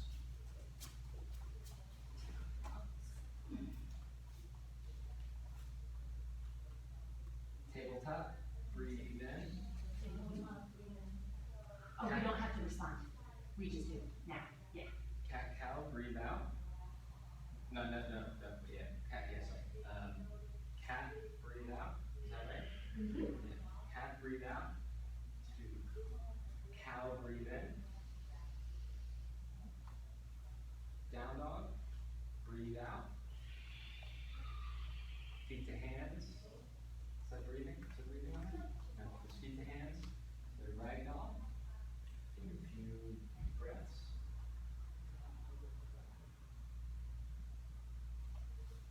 Tadasana, is it Tadasana or Samasthiti? Samasthiti first, right? Samasthiti, breathe in. Tadasana, breathe out. That was 2 times. Tadasana, breathe out. No, we're doing that. Oh, Tadasana, breathe in. Forward fold, breathe out. Halfway lift, breathe in. Forward fold, breathe out. Left foot back, breathe in. Main posture. Runner's lunge. Runner's lunge. Breathe in. Right? Yeah. Runner's lunge, breathe in. Yeah. Half split, breathe in. Breathe. Out. Half split, breathe out. Runner's lunge. Oh, Anjaneyasana. I'm sorry. Anjaneyasana, breathe in. Runner's lunge, breathe out. High plank, breathe in. Feet to hands. Lower your belly, breathe out. Cobra, breathe in. Lower to your belly, breathe out. Tabletop, breathe in. To down dog, breathe out. Feet to your hands. Is this Tadasana now? Is always Samasthiti? Oh, halfway lift, breathe in. Forward fold, breathe out. Tadasana, breathe in. Samasthiti, breathe out. Alright, go again. This is Tadasana, breathe in. Forward fold, breathe out. Bring your right foot back. Bring your left foot back. Oh, halfway lift, I'm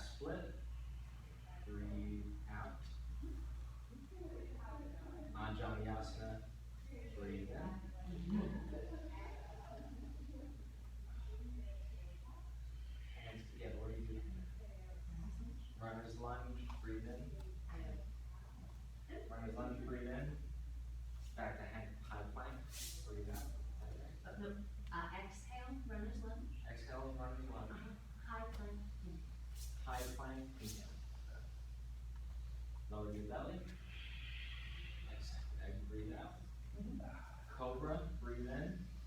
So, Down dog, breathe out. yes, good. Feet to hands. Halfway lift, breathe in. Fold, breathe out. Tadasana, breathe in. Samasthiti. No, you're the first to go. That's it. Yeah. I'm gonna have five, you too. Listen, man, I'm sorry, I'm already like, oh my God. Yeah, I got confused. So I'm gonna try to build a flow instead of trying to be so correct, because I think if I get a flow, I'll learn better. I'm gonna try. Alright. Okay. Child's pose.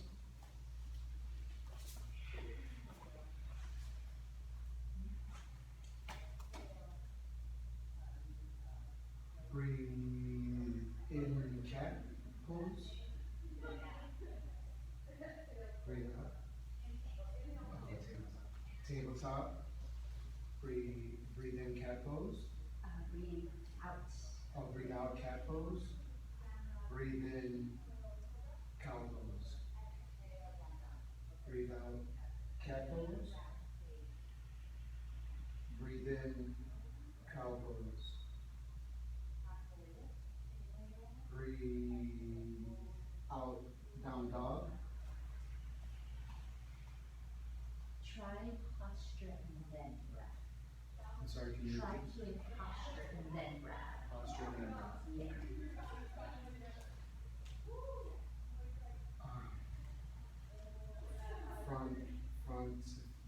Walk your feet to your hands. Yeah. Tanasana. Breathe, oh no. Halfway lift. Ragdoll. Oh, ragdoll. Halfway lift. Breathe in. Samastiti. Samastiti. Breathe in. Breathe in. Oh, I just forgot this word. Tadasana. Thank you. Tadasana. Breathe out. No, we're going up. Oh, breathe in. Forward fold. Breathe out.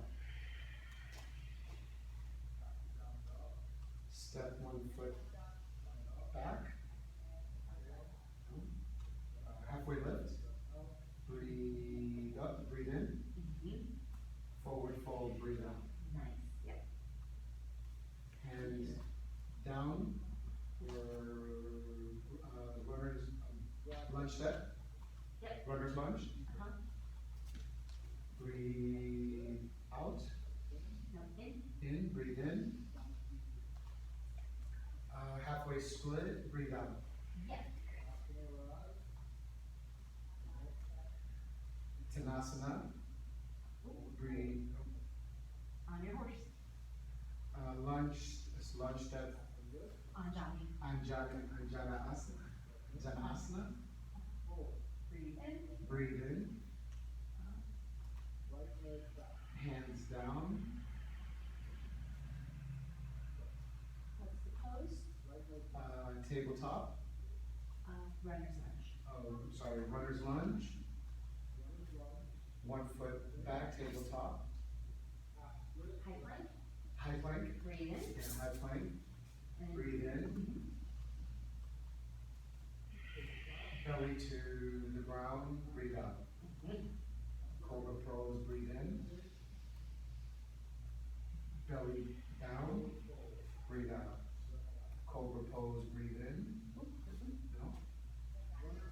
Down dog on tabletop. Tabletop. Breathe out. in. Tabletop. Breathe in. Uh-huh. Down dog. Breathe out. Yes.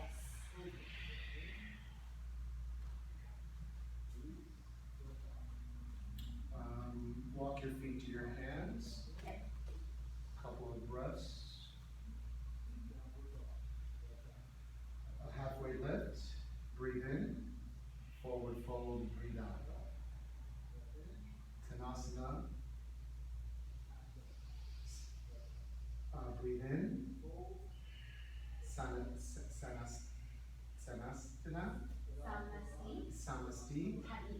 Tahi. Samasti Tahi. Breathe out. Yes.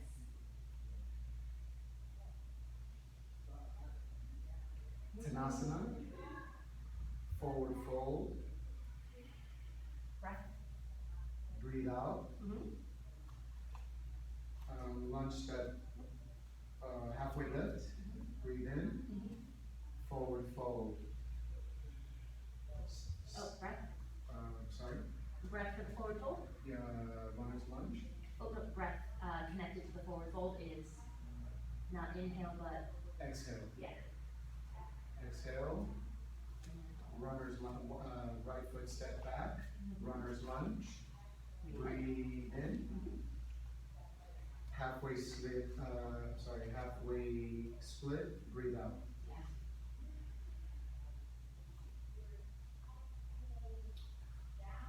Runner's lunge, Tanasana.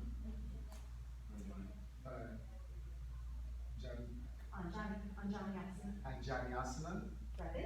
breath in.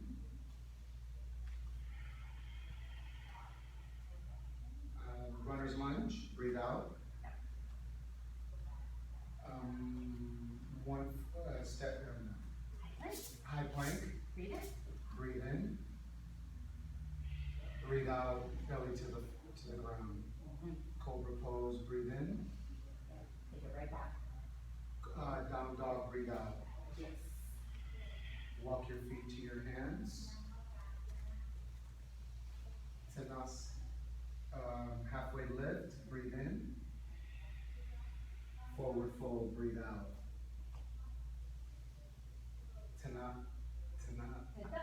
Tadasana. Did I say that properly? Tadasana. Tadasana. Breath. Breathe in. Sanaste. Sanasti. Tihi, breathe out. Good.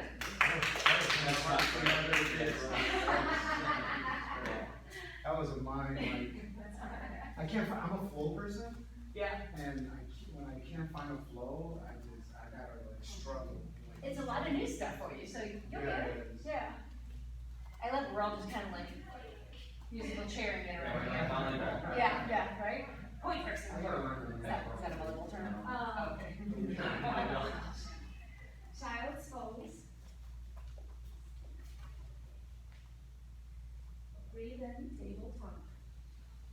Posture, then breath if you can. Tabletop, breathe in. Yes. Breathe out, child,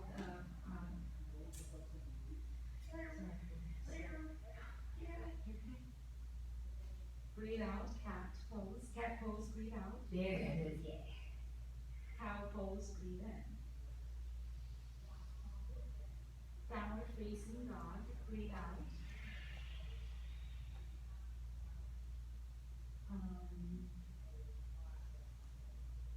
Walk feet to hand. Right dog. Halfway lift, breathe in. Samastita Hiri. Breath in. I forgot the name now of the next one. Tadasana, breathe in. Breathe out, forward fold. Forward fold, breathe out. Yes. Halfway lift, breathe in.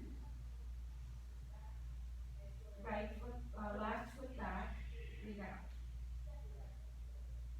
Forward fold, breathe out. Halfway lift. Left foot back. No, Halfway make sure lift, halfway breathe lift. in. And then forward fold, exhale. Forward fold, exhale. Good, and now, Left foot back, breathe in. Runner's lunge, breathe in. yes. Breathe out, half split, breathe out. Runner's lunge, breathe in. What's the pose? Runner's lunge, Anjanyasana, breathe in.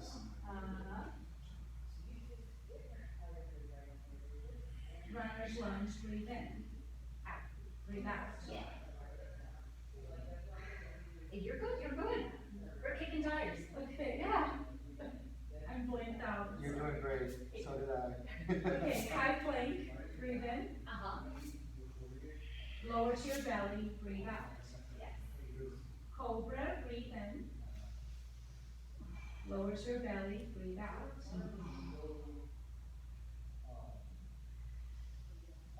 Tabletop, breathe in.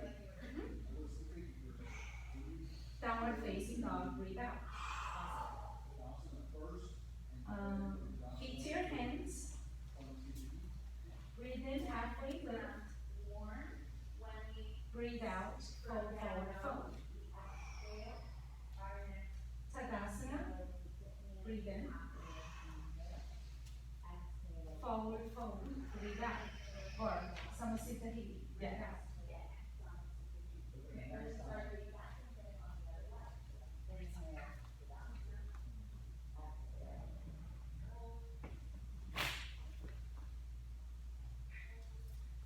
Tadasana, breathe in.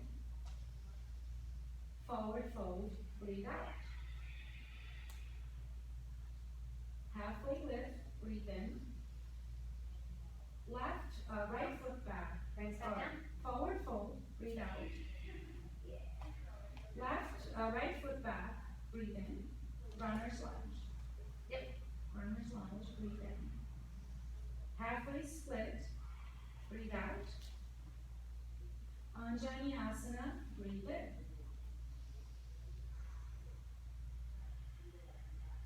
Runner's lunge, breathe out. High plank, breathe in. Lower the belly, breathe out. Cobra pose, breathe in. Lower it down. Downward facing dog, breathe out. Feet to hand. Breathe in, halfway lift. Forward fold, breathe out. Tadasana. Breathe in. Samasita Hiri, breathe out. Excellent. I'm mad. I'm sweating. Not from doing it. It's gonna be hard as we transition into it, but you're gonna get the rhythm. We're gonna get it, alright? Yes. Child pose, inhale. There's no pose attached to child, or no breath attached to child pose, so it's just child. Yeah, because we're gonna be here and breathe. Child pose. Tabletop, inhale. Cat, exhale. Cow, inhale.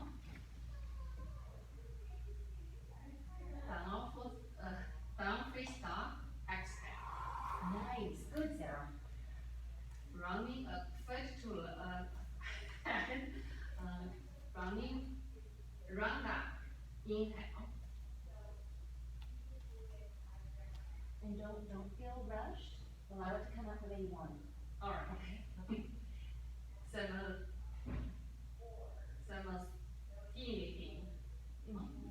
Breath.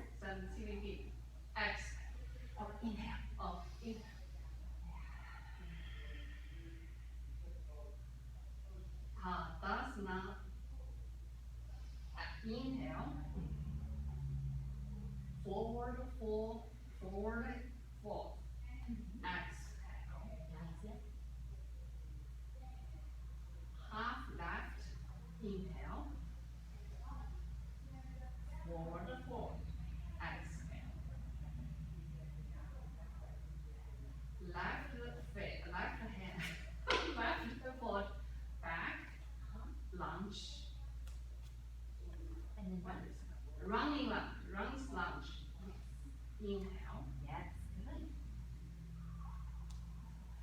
Half spread. Exhale.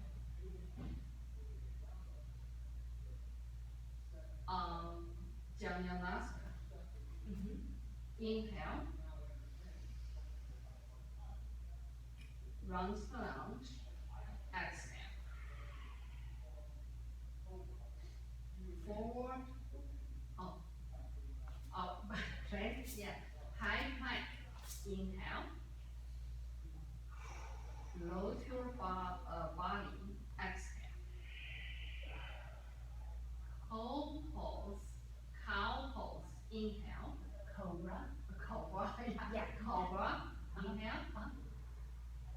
to your body, exhale.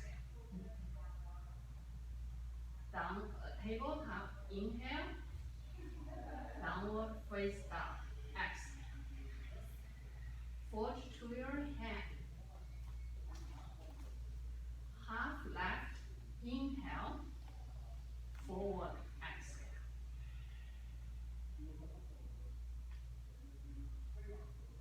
Tadasana, inhale, Samastini. What is that? Samasti. Samastini, taki, in, exhale. Great. In, exhale. Tadasana, inhale, forward, exhale. Forward, Forward fold. forward, forward, Yes. exhale.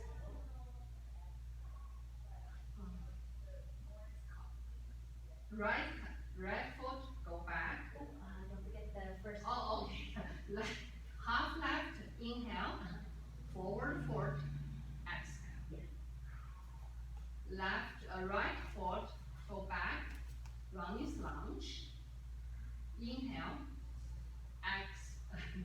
So half spreading, exhale. Anjali Namaskar, inhale, running lunge, exhale. High plank, inhale, low to body, exhale. Cobra pose, inhale, down to your body. Oh, down face dog, exhale. Foot to your head, forward. Left, half left, inhale, forward, exhale. Take your time, it's good. Tadasana, inhale.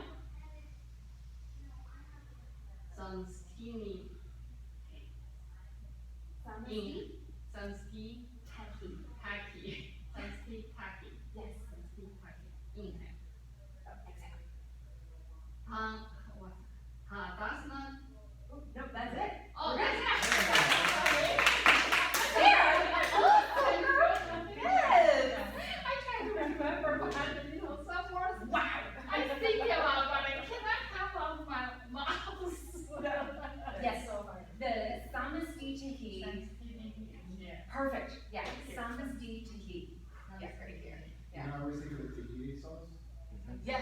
Yeah. Tahini, so I think about that and I'm like, Samasti Tahini. yeah, I'm not. Yeah. I just had a question, it was like the inhales and exhales, it was like the first samasthiti was ragdoll, and then it was like inhale samasthiti, right? Right, and then, you know, we always just So it's stay a here full and breath, round. full Yeah, so breath. inhale, and then we stay here, exhale for a And couple then breaths, inhale and again. then, So it's inhale samasthiti, it's ragdoll, inhale samasthiti, take a full breath, yeah, like that. inhale, to What that. did we say? Stand up. Do you have Stand a- up. Stand up. Everybody got it perfect. Perfect.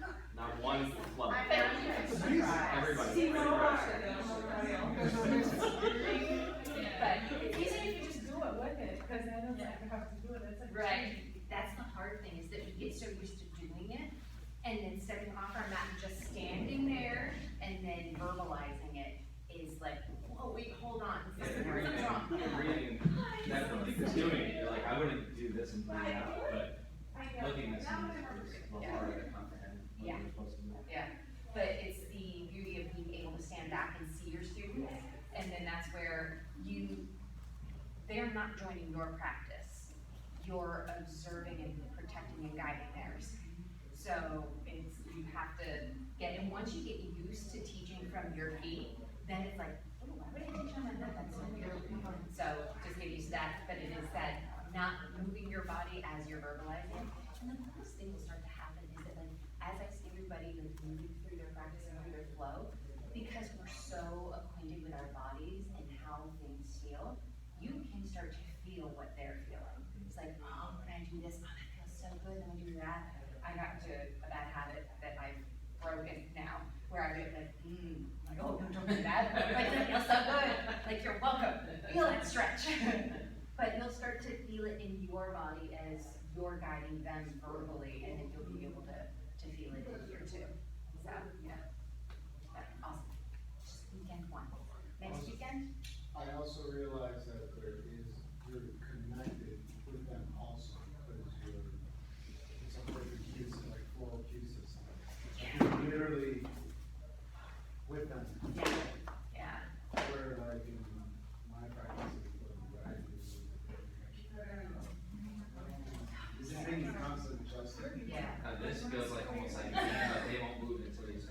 Right. They'll sit there, you Yeah. don't say it, they'll stay there. Yeah. They'll say whatever. I think it was yesterday, actually, Ellen said, there's a bunch of issues. Yeah. Like, and it didn't matter, I was just like, okay. Yep, there You you know, go. like, whatever you say. Yeah. Yeah. And it's, I don't know, it was in class just the other day, I cued what I thought was the right side, because as we're forward fold, I was thinking, okay, now our left foot's forward, so we gotta step our right foot back. And I said, left foot back, instead of right foot back, and over, and I see someone's wrong, and I went, and I look around, and everybody's on the wrong leg, and I'm like, I messed up, I'm like, never mind, guys, hammer time, switch legs. So, yeah, but it's, yeah, it's. Well, I mean, how much. Clean my mat and then you. Makes sense, Yeah, or because like you are- teachers, 9:30 um, and I was like, teachers "Did you doing see?" fun, you know, like your foot, Oh, really? but you have to kind of I was like, Yeah, it's different. it's so, and that's why, like, I'm so glad I got to take your classes, I'm like, oh, this is where we're gonna carry you into a different lane of instruction. Yeah, and so it's super fun. Yeah, I have to acquire a new skill set. Yeah, but then at the end, you're getting your own. Yeah, they'll help each So other. I gotta realize how focused I need to be. Yeah. If you can laugh a little bit.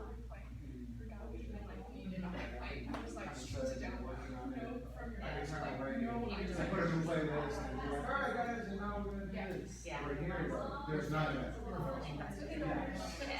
Like, your stuff needs to be. And this is a practice, It's it's a not career, just right? it's practice too. So it's almost like I have to practice, sometimes teachers gotta practice and actually being on my mat, because there's just, yeah, it's beautiful, there's such like this give and take. You know, that's still, I love coaching. Teaching me, I would have never said that to them. I would have never even thought that, and I was coaching. And I loved it so much, I had to like get out of it and move forward. You know, but it is, you guys are a lot of fun. Yeah. So you should go. Yeah, once I left Jersey. But you're closer for. I said, don't be jealous. Well, I'm not- Competitor, coach, you know, just like, did what I did for the sport, now maybe make money and.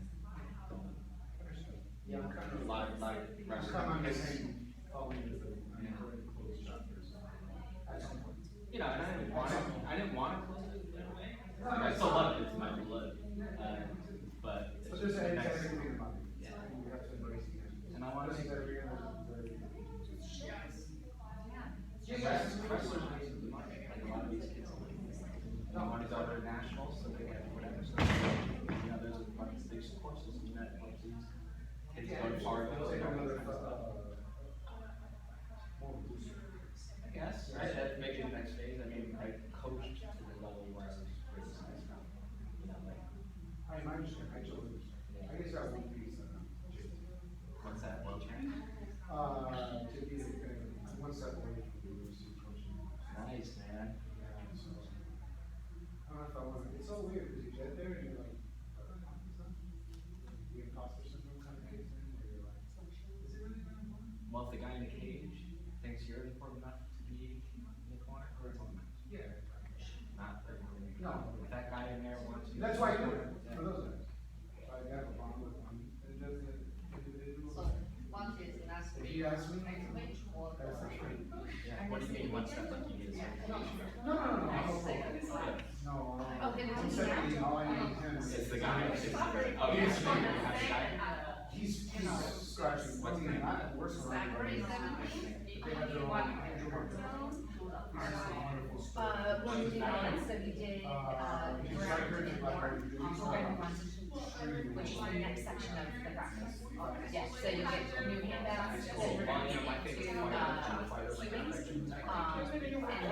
know, so like, I kind of like that, that's like your warriors and that's so now you got, coming from working out. and then you get into, so, They say he could possibly go to the Olympics. we're gonna keep on round robin. And he never wrestled. And then, And you're not wrestling. I can't remember off the top of my head, but I know it's just definitely that.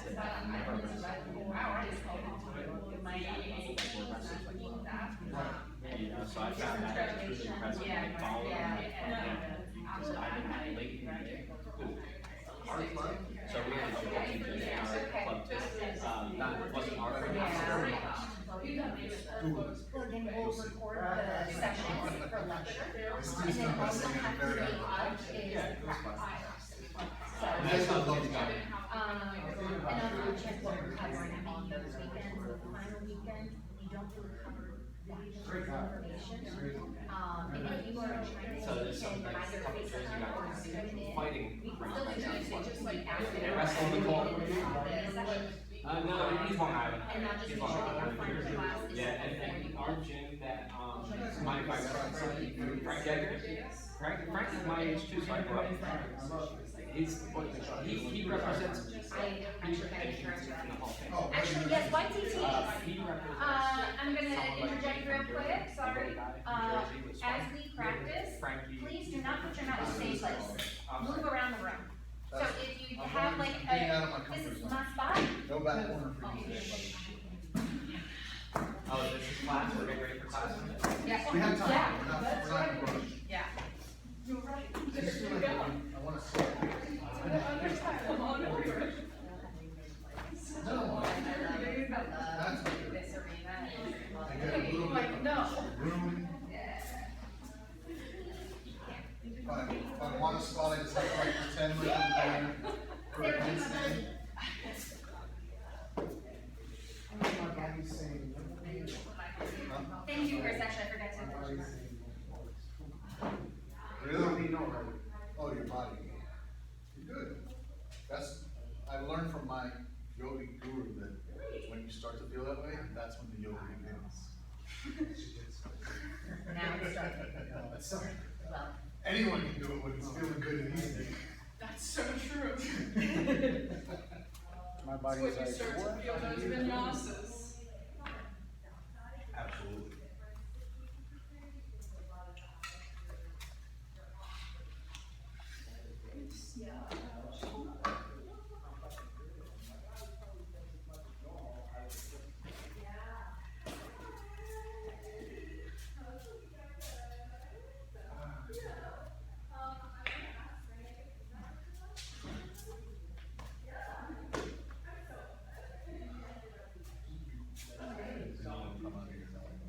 Yeah, absolutely, I'm learning a lot. I got 30, now it all makes sense. And I'm Gonna do a little round of feedback for Erica after class. Okay. Giving you a heads up, That's fine. so that way, The in your practice, PCCP. you'll know like, oh, I'm not sure about this. Well, there's plenty of light now, that it's not dark outside. I didn't realize that when you said that, I was like, oh. Oh, but you were right by the windows, and this is how I had the curtains. I know, that was me. But I Well, realized that. no, it I was wasn't. gloomy, it was all cloudy, Right. which is why That's why when you I said that, I was turned like, on these duh. lights. I have the same thing, especially at the 6:30s, if there's ever a time where the windows don't get open, I'm like, Right. we missed Right. the sunlight. Right, yeah. I don't And we allow, could've watched I make a the comment before, like, sunrise. I always do. It's important. And if it was up to me, I would never turn the lights on at all, and whatever is coming through there is what you got. I don't like the artificial lights at that time, but also you But can't they have do them it, without they it. turn them. Yeah, well, it depends on the time of year, right, because of the time change. Right, right, but sometimes at 6:30 it's like dark the whole time. 7:20 when the sun's coming up. Right. So it would be really hard to have a single balance pose. They like trick me, they like keep it dark at first, and then all of a sudden, I always hate it, so I say it, I'm like, okay guys, turn on the lights, shield your eyes. Right, now we turn the lights on.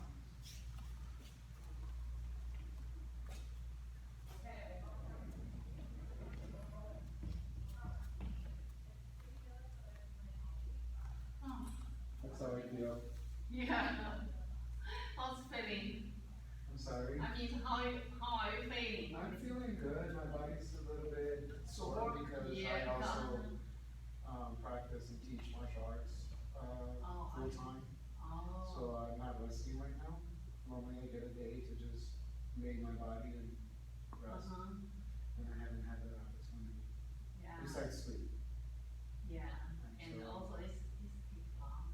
yeah, it's gone days, and then I had an injury that I've been dealing with for now 15 weeks. Oh, And it gets good and then it gets bad. I aggravate it. yeah, you don't need to, do like, as much as you can, you just do the light and modify. Right. Yeah, little bit, the light. That's why I probably never do a day. Yeah, because sometimes when I push up too hard, I feel my, Yeah, the injury, joints, yeah, the joint injuries. sore, so I don't want to push up. That I just later for the, down face, down face stop, just do that, I don't want to. It's too hard to hurt here. Yeah, like right now I have my clavicle hurt right here. Oh, okay. And it's radiating pain. Don't do too much, just Exactly. light. So this last class, I'm really gonna focus on light and not doing too much of a strain. Yeah, because they've been doing for a long, long years, Right. 20 years, Right. so they're so, They're accustomed. yeah, Their bodies are accustomed. yeah, so they know how to do it, so they just, are still learning, so just keep going for the health, not, Right. department. Right? Oh my God.